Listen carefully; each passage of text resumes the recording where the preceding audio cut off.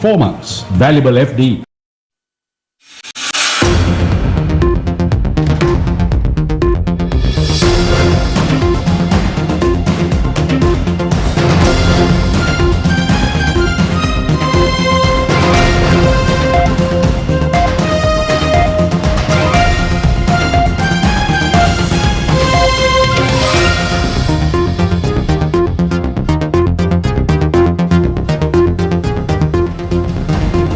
Hello there, a very good evening and welcome to Primetime News on TV1. Let's start off with a look at your top stories tonight.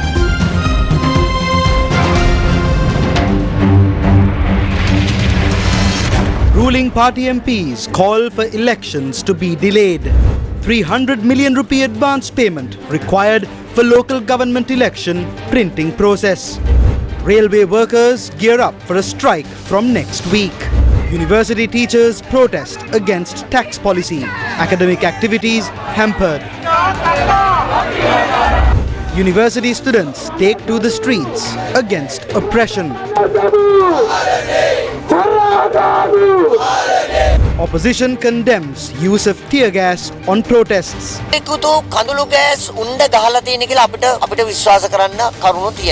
Education Minister calls for action over police entry into university premises.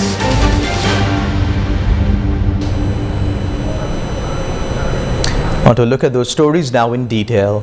The Professionals Trade Union Collective warns that if their demands are not met by the 15th of this month, the trade union will resort to severe trade union action.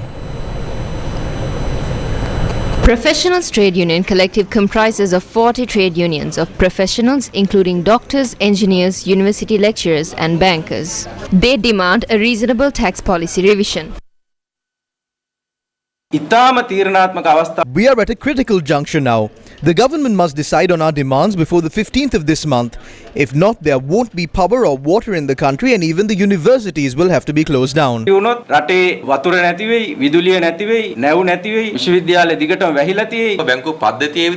As employees of the banking sector, we have also decided to take part in this trade union action next week starting from the 13th to the 17th of this month. This trade union action will lead to a collapse in many vital sectors of the country. As dentists, we have also decided to take part in this trade union action, which will lead to a collapse in many vital sectors in the country. The government should take responsibility for this. The government must initiate the process to recover stolen assets using international agencies. Through this process, you will be able to collect a larger sum of money compared to what you are going to collect through taxes. Everything is included in this statement. As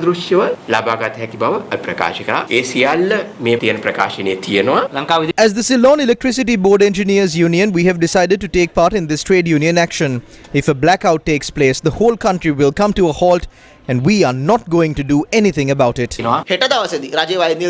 We have called a special Central Working Committee meeting of the GMOA tomorrow. During this meeting, we will decide and announce the number of hours which we will go on strike from the 13th.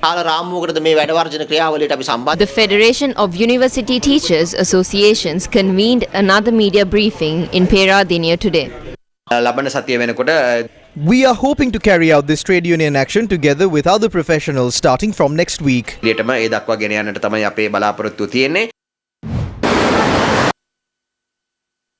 Academic activities of several universities were affected due to the strike action launched by the Federation of University Teachers Association. FUTA are staging the strike action in line with the strike actions launched by several other trade unions until the 15th of this month against the unfair taxes imposed by the government. Members of the Federation of University Teachers Association and non-academic staff staged a protest against the government's unjust tax policy.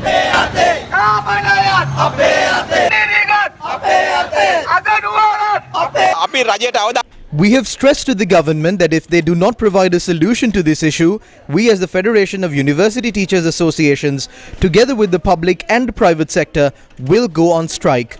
We will take to the streets.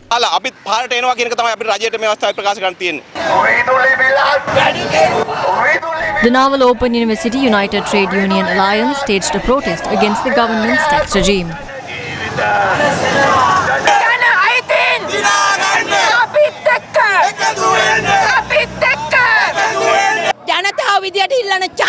He is ruling the country according to his whims and fancies without giving the people an opportunity to vote and without listening to the voice of the people. It is a dictatorial rule. If we do not get solutions to these issues, we will launch a trade union action. Nothing. අපි තව දුරටත් වැඩ වර්ජනවල ඉදිරියට වෘත්තීය ක්‍රියාමාර්ගවලට අපි යොමු වෙනවා අනිවාර්යයි. ජනතාව බඩගින්න ඉන්නවා. If the people are in hunger, if their salaries are heavily taxed, and if their lives are in danger, there is no need to protect this government.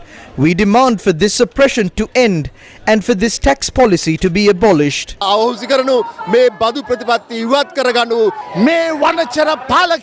We clearly state that we will be at the forefront of the battle against this wild leader. කරනවා විශ්වවිද්‍යාල ආචාර්යවරුන් ඇතුළු කම්කරු ලිපිකරු පොදු ජනතාවගේ අරගලයට ජය වේවා. Lecturers at the Rajarat University staged a protest against the unjust taxes opposite the university premises this afternoon.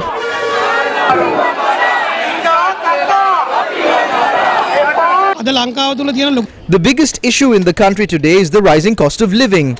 They have brought a tax reform to rob the people of their salaries as well. All of us got onto the street today against these injustices. University lecturers and non-academic staff staged a protest demanding the government to withdraw the unjust tax policy.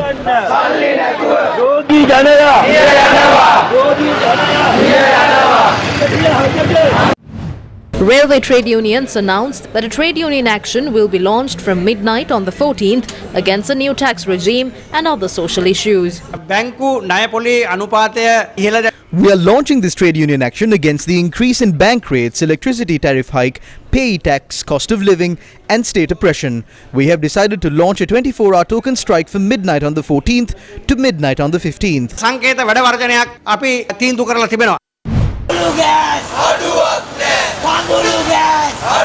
Students from the Peradeniya University protested at the Galaha Junction on Thursday against student oppression and attacks by authorities on student protests.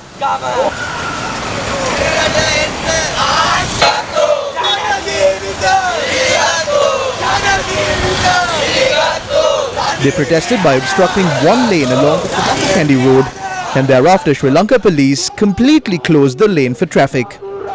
The group dispersed following an hour of protests.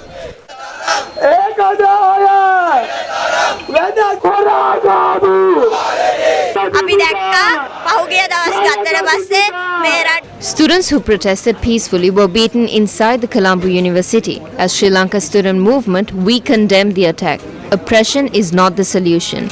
We need solutions to the existing issues.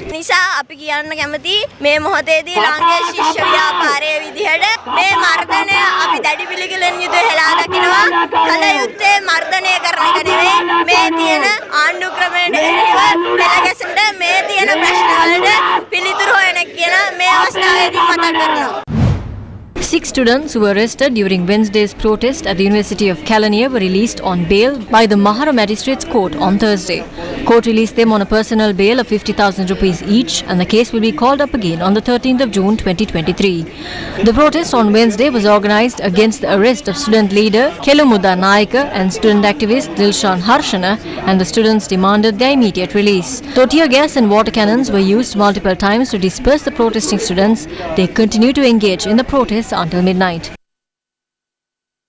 It is clear that was done by the rulers and the police and the army that followed their orders. Several lives were lost due to tear gas. They're using tear gas to kill people. We saw military personnel with sticks and poles yesterday. Bail was granted to them today.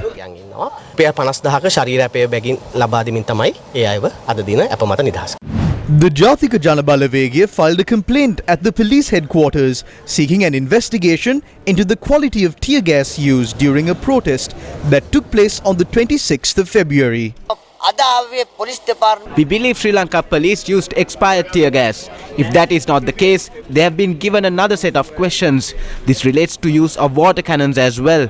Based on the response, we'll take legal action. Recently, the military stormed into the law faculty and beat the students. A private security officer has died. 3 people have died in a week and another remains unconscious. The Jathika Janabalawegaya has sent the questionnaire and it is now up to the IGP to respond. Concerns were raised in Parliament over Sri Lanka police entering university premises. An incident took place at the Colombo University on Wednesday, and one non-academic security officer had also reportedly died. There is concern that it was caused due to the firing of tear gas. If there is a death reported in a university, it will be a nationwide tragedy. I request the Ministry of Internal Affairs and the police to take measures regarding police officers entering university premises. Following the attack at the Colombo University, Priyantha Nayaka, a resident from Nochiagama who was attached to a private security firm, had died. The JVP candidate for Nivithigala, Nimala Amarasiri, also paid with his life for democracy. The president is an old boy of Royal College, and students from Royal College also suffered from the tear gas. We will not back down in the face of government threats. රාජකීය ආණ්ඩුව මම පැහැදිලිව කියන්න කැමතියි මේ ආණ්ඩුවේ තර්ජන ගර්ජන වලට අපි සැලෙන්නේ නැහැ. The Jatika Jana Balavege raised concerns into the quality of tear gas used during protests. The death of Nimal and the private security officer at the Colombo University during protests are not mere natural deaths, they are murders. We have serious concerns on the quality of the tear gas they use to disperse protesters. It brings up a serious suspicion as to whether they are using chemically modified weapons and as to whether they are using poisonous gas to disperse these protesters. Ranil Wickramasinghe should understand by now that no matter how arrogant he is, at the end it will be the people who will win this struggle, and that the real power is with the people and not with him. The International Federation for Human Rights briefed the members of the United Nations Human Rights Committee of the civil and political rights situation in Sri Lanka. On the 6th of March 2023, the International Federation for Human Rights briefed the members of the United Nations Human Rights Committee of the civil and political rights situation in Sri Lanka. FIDH raised the issue of violations of Article 21 of the International Covenant on Civil and Political Rights by authorities in the context of the 2022 protest movement. It notes that just a week ago, a day after a violent police crackdown on a peaceful assembly in Sri Lanka's capital Colombo, one of the 28 protesters who were hospitalized died of his injuries. It was the most recent example of authorities' numerous and serious violations of the right to freedom of peaceful assembly over the past year. The International Federation for Human Rights says that during Sri Lanka's nationwide protests that took place in 2022, the authorities often used disproportionate and unnecessary measures against peaceful demonstrators. FIDH added that authorities unleashed a systematic campaign of harassment, intimidation and surveillance against protest organizers and participants. FIDH said that even more concerning is that none of the members of the security forces responsible for the above-mentioned violations have been held accountable. Sri Lanka's 6th periodic review under the International Covenant on Civil and Political Rights commenced in Geneva on Wednesday. Himali Subhashini Arunathilaka, the permanent representative of Sri Lanka to the United Nations office at Geneva, said Sri Lanka remains committed to pursuing tangible progress in the protection of human rights. In October 2022, the Parliament of Sri Lanka passed the 21st Amendment to the Constitution, further strengthening democratic governance, independent oversight of key institutions, the composition of the Constitutional Council and independent commissions. The Constitutional Council, which includes members of civil society, has already completed the process of calling for applications from those interested to be appointed as members of the independent commissions. The Regulation of Election Expenditure Act came into force on 24th of January this year. This act regulates the expenditure incurred by recognized political parties, independent groups and candidates at all elections.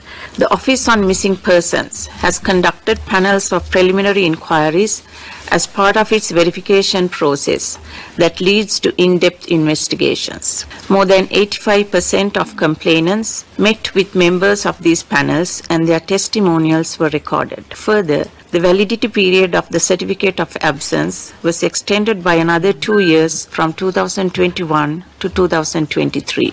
The National Reparations Policy and Guidelines formulated by the Office for Reparations was approved by the Cabinet in 2021 and tabled in Parliament in February last year. During the year 2022, Sri Lankan rupees 405.2 million was disbursed by the Office for Reparations, covering 2,402 cases. The sessions continued today as well, and a delegate from the country's Attorney General's Department commented on the emergency regulations. I wish to state that the state of emergency in Sri Lanka is promulgated in terms of the Public Security Ordinance, and emergency regulations are brought into force through the public provisions of the Public Security Ordinance as amended. In the interests of public security and the preservation of public order and the suppression of mutiny or riot or civil commotion or for the maintenance of supplies and services essential to the life of a community. So great care has been taken and has always been taken to ensure that the protection of the rights of the people during periods of states of emergency were declared in the interest of these taking into account these factors, and these regulations have been imposed in line with provisions of Article 4 of the Covenant. And I might also add to say that in circumstances where there are matters that need to be looked at, the Supreme Court is vested with jurisdiction, and they are, as I indicated, there are cases pending now on the provisions of the emergency regulations, and those regulations are now being under judicial review at the current point of time. While there is a discourse in the society on the use of tear gas to suppress the people, these were the remarks expressed by the parliamentarians of the ruling faction. What do you expect to have in this country after holding an election? You all objected this budget. You all voted against it. After objecting it, do you all even have an ethical right to ask for funds which were allocated by that budget? You're spending money for every tear gas canister. What are you trying to do to this country? I call the people of this country to defeat these people. Allow us to develop this country in peace. ලයිස්ට්ෙන් ආපු කෙනෙකුට ඡන්දයක තියෙන මැතිවරණයක තියෙන වටිනාකම ඒ පිළිබඳව එතුමිය දන්නේ නැහැ. හැබැයි ඔබතුමා ඔතනද වාඩි වෙලා ඉන්නේ ඔබතුමාගේ ඔය ටීම් එක ඔක්කොම මම ඔබතුමාට වීසා එක දීලා ඔතන වාඩි කරවපු හින්දා තමයි. අන්න ඒක හොඳට මතක තියාගන්න ඔබතුමා. හරිද? ඒක නැති කරන්නත් මට පුළුවන්. අපිව ජාතක කරලා තියෙන්නේ මේ ඩයනා මන්ත්‍රීවරිය. අනේ මම කරුණා කරලා කියනවා ඔය මේ කණේ ඉඳලා එහා පැත්ත කන ගාවට ඔය කට දිමුනට මේ කතා කරන වචනවල වගකීමක් වටිනාකමක් ඇතුව කතා කරන්න කියන්නේ. Today is the 9th of March. Previously, the Elections Commission had scheduled to hold the local government election today. However, it was delayed due to the lack of funds. The adjournment motion in Parliament today was based on the people's mandate. People of this country rejected this cabinet and even this parliament. The president is arbitrarily postponing an election. We are in an era where a president who was never elected by the people is using the military and the police to control the people of this country. Even though President Wickremesinghe claims that they don't have funds to hold an election, we can see how he spent funds to use military to celebrate Independence Day and to hold the Republican parade. Can Siriwardana justify that what he did was right? Be prepared to spend your time in jail when the people elect the next government. Ranil is very famous for fooling people like that. He even fooled us. Don't let him fool you. We are ready for the election. Hold the election. But if you are having the elections, make sure that there is a peaceful atmosphere in the country which is suitable for an election. Make sure that no one threatens the voters. Take to the streets. We don't mind at all. The president will treat you all nicely. Just like we selected him as the executive president of this country, we the SLPP MPs will tender our fullest support to lead us to overcome this economic crisis. We are the ones who lose out the most here. We have 233 chairmen and we have the highest number of local government representatives. We are not ready to send them home. Our hope is to support them to win and get elected again in their positions. The people are not demanding for an election. Even still, they don't want an election to elect 8,000 representatives. You should not allow an election by just listening to these fools. Yesterday I went to the President's office to meet him. There were 14 members of the Samagi Jana Balawegaya with him in his office. I am not going to reveal the names here. Instead of deceiving the people, you need to decide on one thing. Either you criticize him or support him. I don't agree on postponing the elections. In 2015, you postponed the local government election to 2018, citing some issues in the delimitation program. It was the Samagi Janabalavegaya and parliamentarian Vajira Bewardhana who postponed that election back then. The country was peaceful back then. Therefore, we didn't object. But if you take a look at history, there are plenty of instances where elections were delayed owing to several issues that prevailed in the country back then.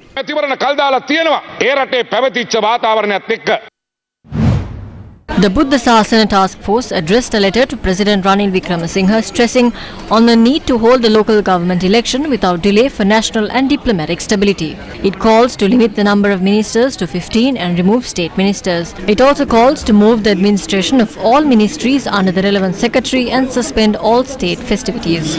In addition, the letter notes to suspend imports of luxury goods and suspend non-essential expenses of the ministries and provide the required funds for the local government election. Reverend Father Cyril Gamini Fernando, the spokesperson for the Archdiocese of Colombo, commented on the local government election at a media briefing at Bishop's House in Colombo. The people must be allowed to exercise their fundamental right to vote. We request the Election Commission to carry out this duty properly. In addition, we request the government to avoid hindering the process. If arguments are brought forward claiming that there are no funds for an election, we would like to ask if you would also say that there are no funds to pay the salaries of the MPs and ministers and to provide them with meals from the Parliament canteen.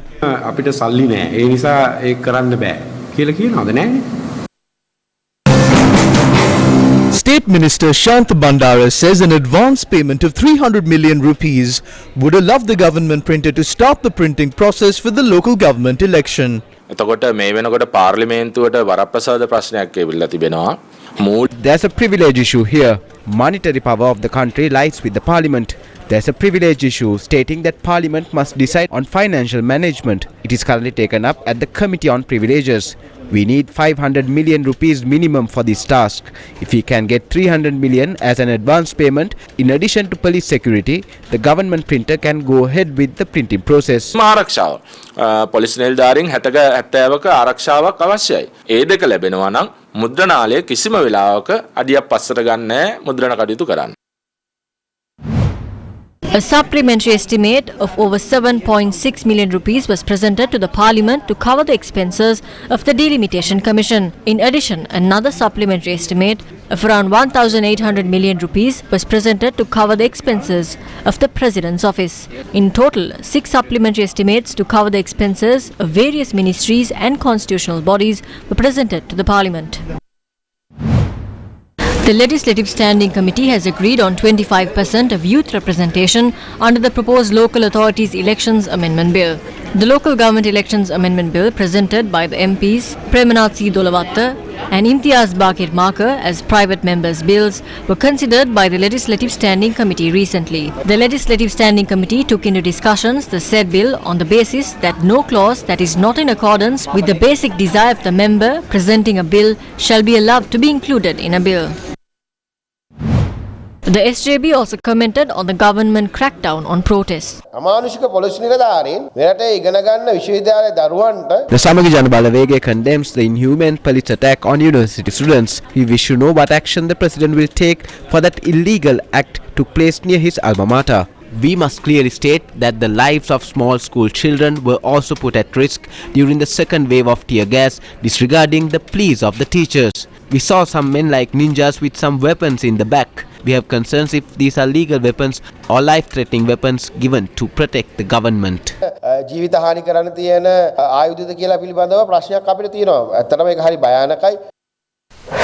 News First with the people. News First, main sponsor. 23% for 2 months, 25% for 4 months. Valuable FD.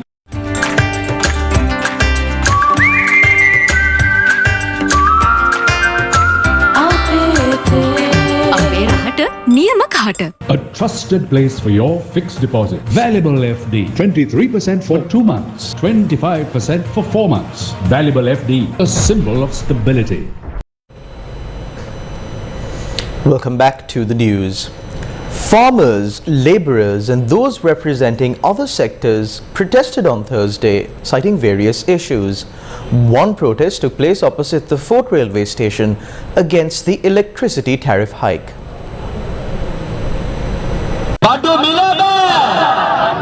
A protest took place opposite the Fort railway station demanding an immediate revision on the electricity tariff.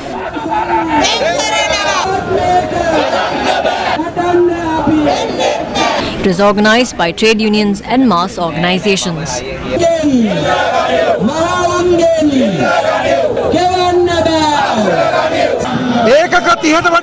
2.9 million families using less than 30 units are given a 260% increase.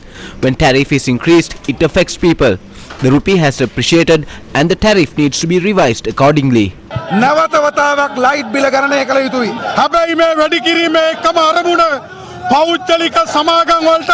The aim of increasing the tariff is to sell off the power plants. The 140 megawatt power plant that was to be purchased by the CEB is to be taken again for a higher price of 1,499 million using the taxpayers' money.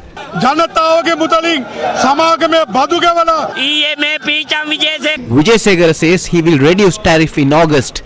We would like to ask where his price formula is from. We cannot pay at these rates.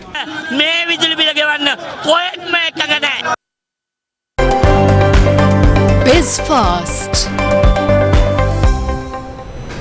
Fitch Solutions revealed that Sri Lanka's rupee will reverse gains and plummet. Fitch said in a report that Sri Lanka's rupee, which became the world's best performing currency this year amid hopes of an International Monetary Fund bailout, may resume declines and lose a fifth of its value against the dollar by end 2023. Fitch maintained its forecast that the rupee will weaken to a record low of 390 rupees per dollar by year end. The rupee advanced 3% to 317.7 per dollar on Wednesday, taking its annual gains to over 15%. That's after the IMF said it plans to decide on a $2.9 billion bailout for Sri Lanka, following China's assurance that it will support the nation's debt restructuring. Sri Lanka has increased taxes, cut energy subsidies and loosened its grip on the currency to secure the IMF loan. The central bank recently lifted borrowings costs further to ensure that inflation, which has slowed from nearly 70%, doesn't flare up. The Fitch report said, quote, Sri Lanka still has significant external debt repayment needs and will need to build up its foreign reserve buffer over the coming months, which would put downside pressure on the exchange rate, unquote. According to Fitch, the Sri Lankan rupee may also be pressured by tightening global monetary conditions. Federal Reserve Chair Jerome Powell told the Senate Banking Committee on Tuesday that the ultimate level of interest rates is likely to be higher than previously anticipated. Newsfirst spoke to the Secretary General of the National Chamber of Exporters to comment on the implications of the forecasted weakening of the rupee and measures exporters may need to take in anticipation. But see, if these are market-driven forces, then of course there is nothing we can do. We have to manage our planning process properly.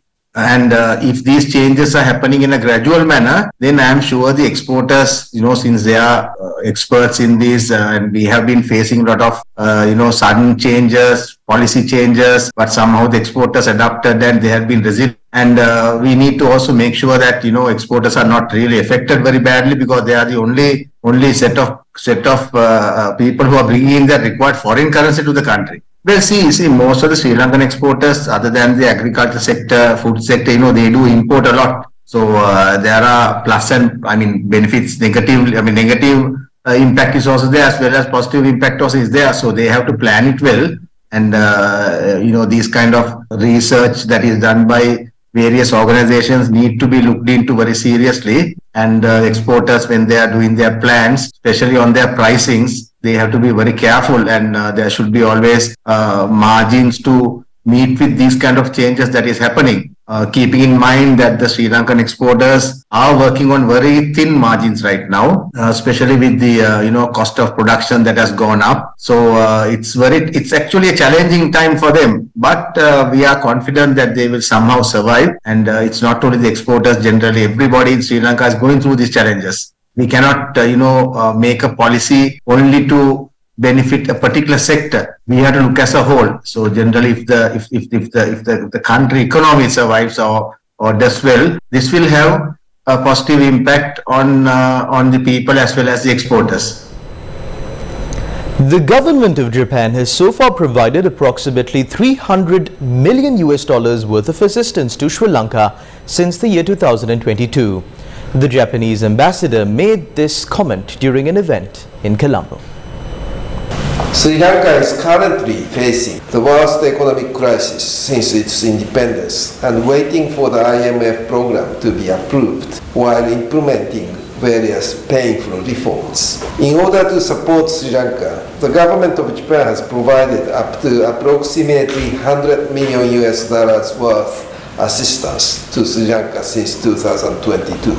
This includes emergency humanitarian assistance, such as the provision of food and medicines and the necessities for expectant women and youth, as well as support for export expansion, tourism promotion, sustainable medical services, and resettlement of people in conflict-affected areas. On the 7th of March, Verite Research hosted a discussion for the business and political community titled Gambling on the Elite Bargain for Sri Lanka's Development. The guest speakers were Oxford economist Dr. Stefan de Kron and Dr. Shanta Devarajan of the Georgetown University.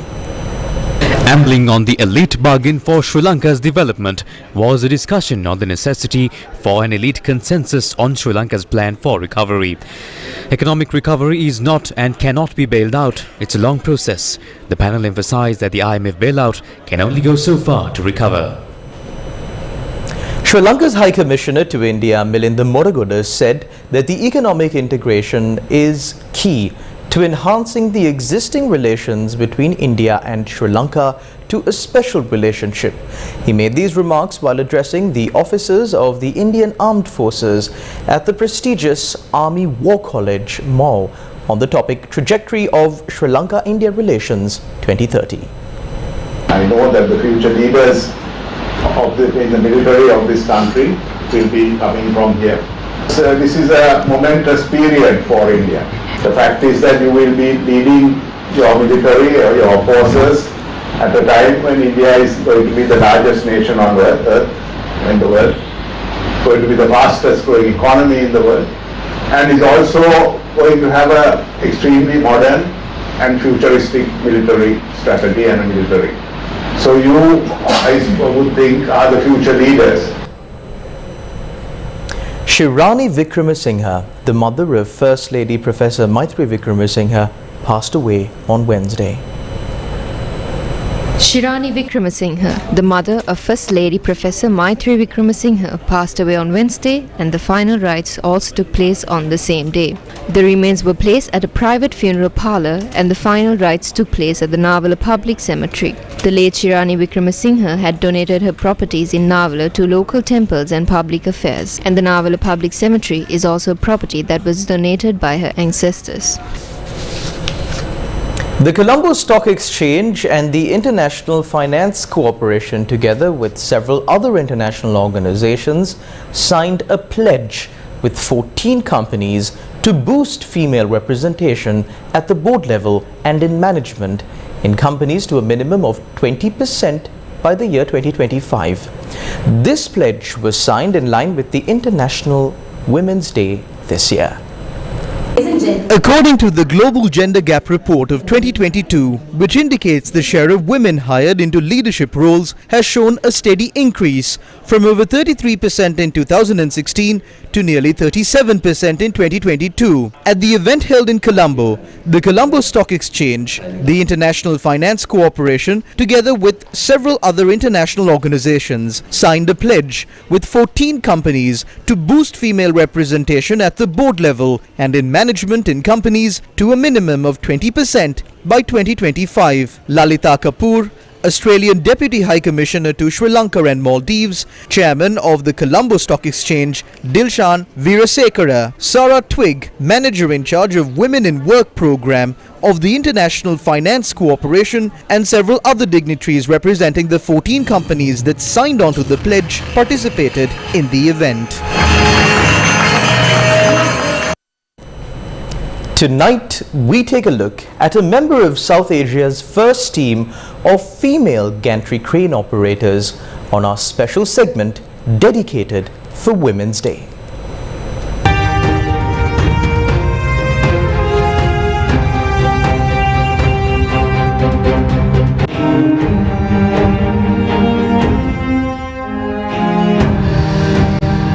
Sri Lanka produced South Asia's first team of female gantry crane operators, and it is a remarkable achievement. This is Shamila Rasikani, a female gantry crane operator at the Sri Lanka Ports Authority, who moved out of the conventional office environment with an unconventional career in mind.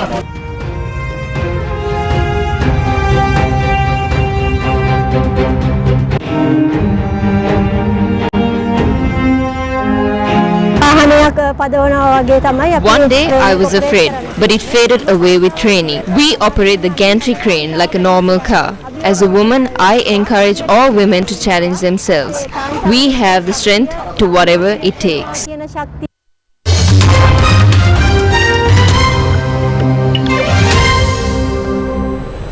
Several sectors of Israeli society have joined protests against Israeli Prime Minister Benjamin Netanyahu's plans to limit the Supreme Court's ability to rule against the legislature and the executive. The growing public opposition to the Netanyahu government's judicial overhaul has sent shockwaves to the Israeli military, with hundreds of reserve Air Force pilots, members of special forces units and military intelligence officers saying they would not serve if the plan to weaken Israel's Supreme Court is implemented. The right-wing government's plan to weaken the Supreme Court and other democratic institutions has created an unprecedented constitutional crisis, with growing fears that the confrontation between the government and the opposition will escalate into violence and chaos. We can't stay home. We have to go and fight because we are in the last moment of saving, the Israeli democratic system, and we're really worried. Well, we came because we are afraid about the future of our kids.